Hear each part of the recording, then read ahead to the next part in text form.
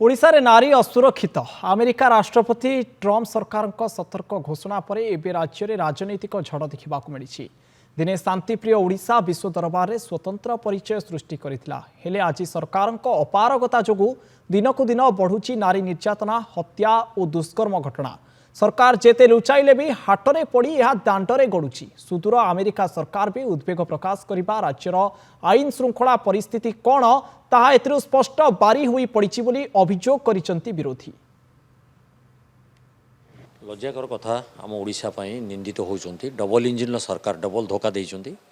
एबे विश्वरु निंदित होई सारलेनी किंतु विकास रो वार्ता बांटुचंती। आसी आईन श्रृंखला परिस्थिति संपूर्ण रूपे भुसुड़ी जाइछि।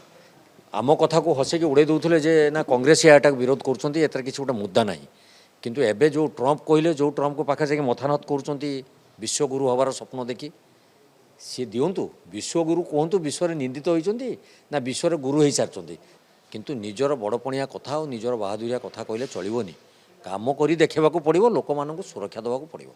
पर्यटन मंत्री हिसाब रे एई वर्ष रे केते अमेरिका रो लोक एठी बुलिया को आसीथिले। मु 3 दिन हेलानी रिपोर्ट देखुची सेमती किछि आम पखे नाही।